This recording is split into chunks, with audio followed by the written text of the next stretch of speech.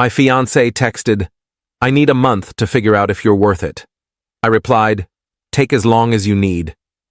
What she learned 24 hours later changed her mind fast. Original post, Tius, 32, male, got the text Tuesday morning while cooking breakfast.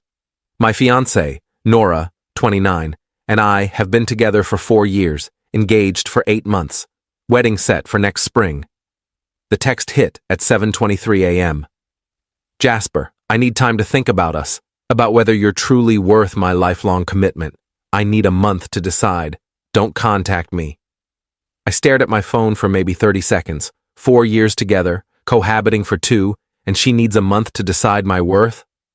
My reply, take all the time you need. Then I set my phone down, finished my pancakes, ate, dressed, and went to work like any other Tuesday. Here's what Nora didn't know when she sent that text. I handle things quietly, not out of some noble sacrifice, but because it's simpler, less chaos. But when someone says they need to assess your value, that shifts the dynamic.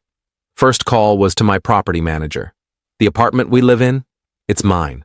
Bought it 3 years ago before we moved in together. Nora's name isn't on any documents. She pays me $400 a month toward expenses, barely covering utilities, but I never made an issue of it. Hey Mike, quick question. If I need to remove someone from my apartment who's not on the lease, what's the process? Depends. They get mail there? Been there over 30 days? Yeah, about 2 years. Then they're a month-to-month tenant legally. You need to give 30 days written notice. Perfect. She asked for a month anyway. Next, I called my insurance provider. Nora's been on my work health plan for a year since her job at the retail store offers no benefits. Open enrollment was conveniently this month. Hi, I need to remove someone from my coverage during open enrollment. Yes, effective immediately when the window opens next week. No qualifying event, just open enrollment changes. The car was trickier. 2 years ago, Nora's old Toyota gave out. I helped her get a used Kia. The loan's in my name because her credit was wrecked from past shopping sprees. She's supposed to pay the $300 monthly payment. Sometimes she does. I checked my records. I've covered it 11 out of 24 months. I didn't act on the car yet, just noted it for my lawyer. By lunch, I'd made a list. Apartment, mine. Health insurance, my job. Car insurance, my policy. Phone plan, she's on my family plan. Gym membership, my corporate perk. Streaming services, all mine. Credit card, she's an authorized user on one. I wasn't being vindictive. She wanted to evaluate my worth? Fine. But evaluators don't get partner privileges. Partners share, evaluators don't. That evening, I came home to an empty apartment. Her stuff was still there, but she'd packed a bag. Found a note. Staying at Lila's for a while. Respect my space. I ordered pizza and watched a movie. Slept like a rock. Wednesday morning, 6:47 a.m., my phone blew up. 17 missed calls, 43 texts. It started with confusion. Jasper, my card got declined at the cafe? What's happening? Why's my card not working? Then escalation. This isn't funny. I can't get gas. Answer your phone. Then pleading, babe, please, I need to get to work. Can we talk? I didn't mean it like that. Calls started at 7:15. I didn't pick up. She wanted space to evaluate. She got it. 8:30 a.m., a call from Lila. Declined. 9 a.m., an unknown number. I answered. This Jasper? A guy. Aggressive. Who's this? Nate, Nora's brother. What the hell did you do? She's crying, stuck at a gas station. I didn't do anything, Nate. Nora asked for a month to decide if I'm worth committing to. I'm honoring her request. By cutting off her cards? That's financial abuse. I laughed. Financial abuse? I removed her as an authorized user on my credit card. She's evaluating our relationship, so we're not together right now. Why would she have access to my money? She needs that card to live. She can use her own money like an adult. She has a job. You know she doesn't earn enough to what? Keep up the lifestyle I've been funding? Yeah, I know. He swore at me. I hung up. By noon, the flying monkeys were out in force. Her mom, Diane, called my office. My assistant said I was in meetings all day. Here's the deal with Nora's family. They've been fine with our setup. When we visit, I cover dinners. When they need repairs, they call me. Last fall, when Nate's kid needed school supplies, guess who Nora volunteered? But respect? Gratitude? Nope. I'm just reliable to them. Dull. Good enough for Nora to settle with. I've overheard Diane say Nora could do better if she tried. Heard Lila tell her to keep her options open, just in case.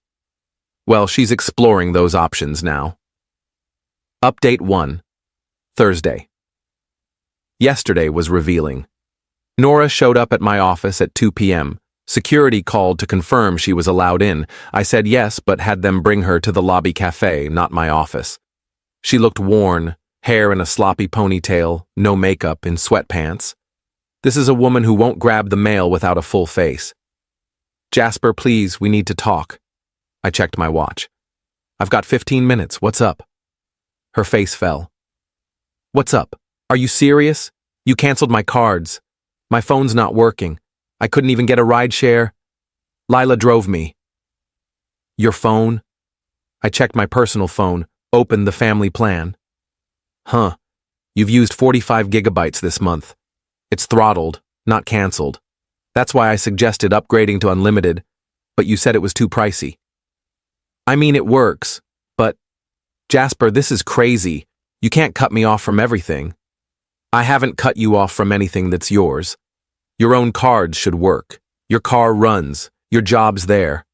What did I cut you off from? She stared. You know I can't afford. My cards are maxed. I did know, because I'd been paying them down. Another thing I handled quietly. Stopped those payments Tuesday morning, too. Nora, you texted me saying you need a month to decide if I'm worth committing to. Your words. That means we're on a break, right?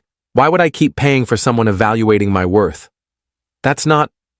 I didn't mean... What did you mean? She shifted. Lila said you might be taking me for granted, that you'd gotten too comfortable. She suggested I shake things up, make you fight for me. There it was. So this was a test? A manipulation? No, I just wanted to see if you'd fight for us. Fight for someone questioning my value after 4 years? Why would I? Because you love me. I did. Enough to support you financially for years without complaint. Enough to tolerate your family's disrespect. Enough to ignore you browsing dating apps for my replacement. Her face paled. How did you... Your tablet syncs to your phone, Nora. When you browse Tinder, it shows in the history. Been happening for 2 months. Silence. Look, I said, standing. You wanted a month to evaluate?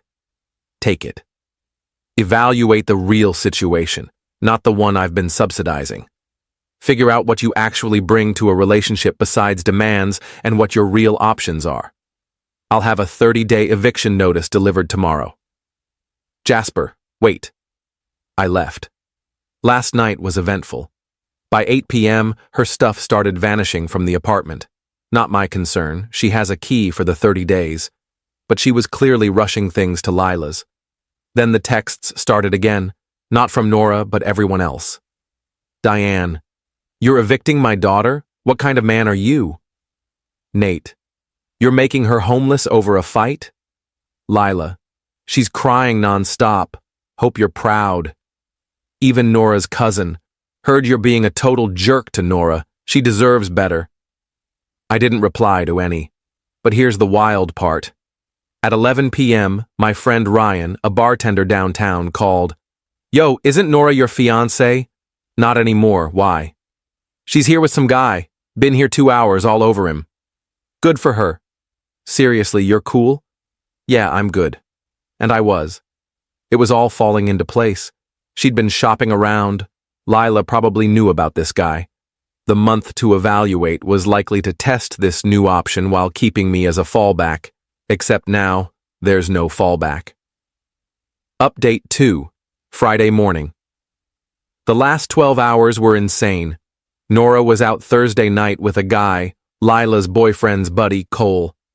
Per the text essay I woke up to, Qley has potential, but, quote, drives a 2014 Corolla and shares a house with roommates. Texts started at 2 a.m. You up?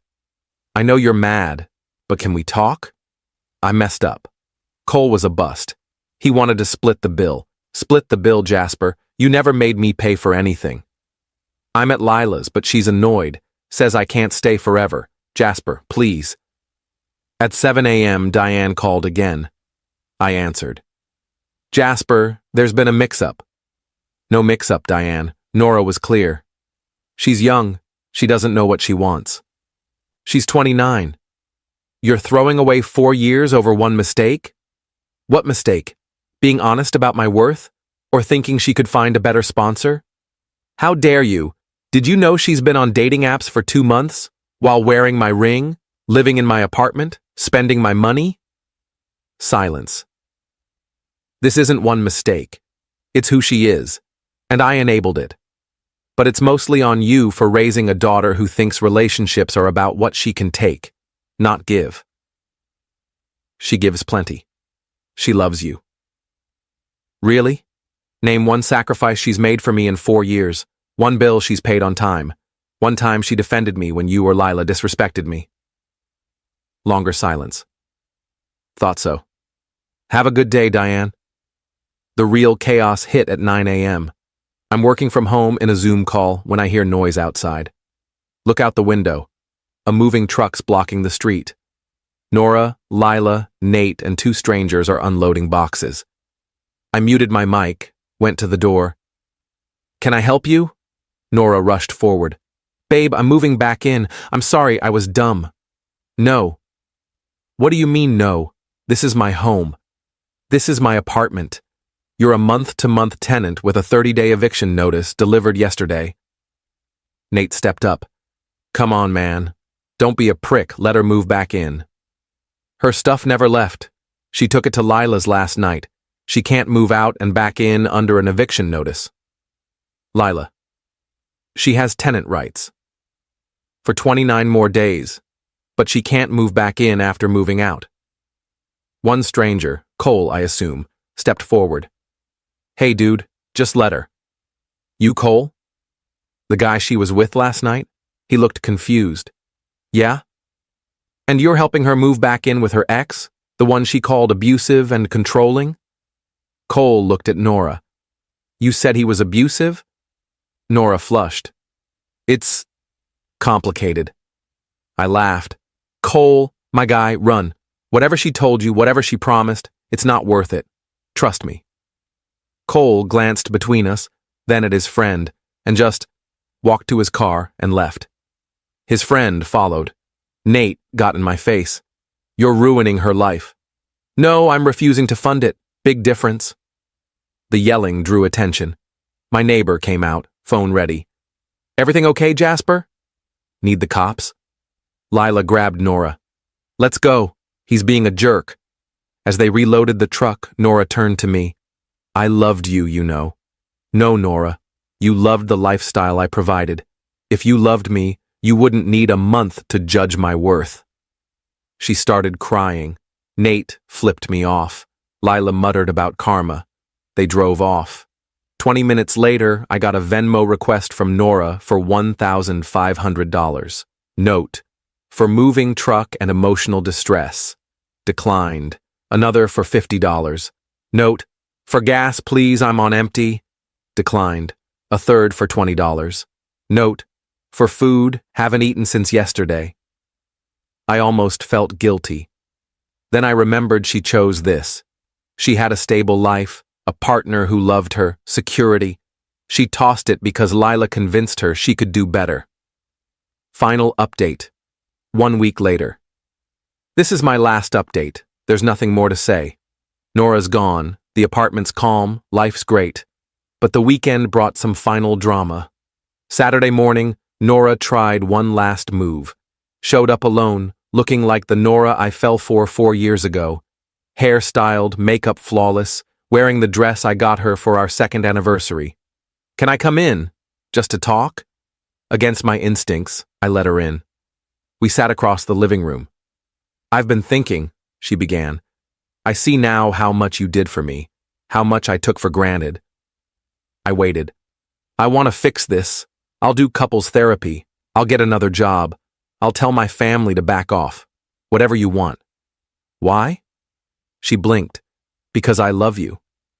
Number why now? What changed since Tuesday when you needed to evaluate my worth? She looked down. I realized what I lost. Be specific. The apartment, the stability, the lifestyle, keep going. The way you handled everything, me. I didn't see how much you did until it stopped.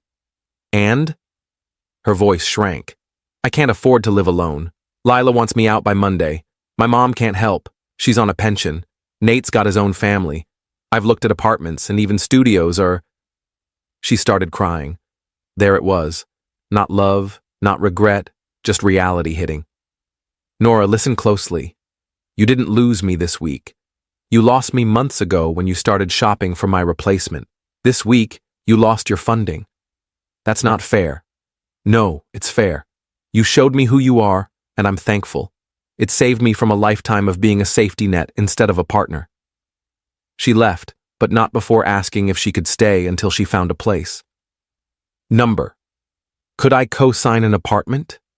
Number, could I loan her first and last month's rent? Number. The smear campaign started Sunday. Suddenly, I'm the bad guy online. Nora posted a tearful story about her controlling ex, who financially abused her and left her homeless. Lila backed it up, claiming I isolated Nora from her support network. Diane posted about how I manipulated her daughter into financial dependence, then cruelly abandoned her. I didn't respond. My brother did. With receipts. Screenshots of Nora's active dating profiles while engaged. Bank records of me paying her credit cards. Texts where Nora bragged to her cousin about having me on lock. Even an old Instagram post where she called me her personal bank, with laughing emojis. The posts vanished fast. Mutual friends say Nora's living with her mom in her mom's one-bedroom condo, picking up extra shifts at the store. Cole ghosted her after the moving truck fiasco. Lila's boyfriend dumped her after learning she encouraged Nora to explore options while engaged. Nate asked a mutual friend if I'd hire him for some freelance work. I won't. Me? I'm great. Better than great. Went on a date Wednesday with a woman from my gym. She insisted on splitting the bill. When I offered to cover it, she said, "Thanks, but I've got it. I like to contribute." Nearly fell over. We're going out again tomorrow. Oh, and that 30-day notice? Nora has 22 days left. Her stuff's still here. If it's here when time's up, it's going to charity. Some lessons learned. Thanks for reading, Reddit. I'm done.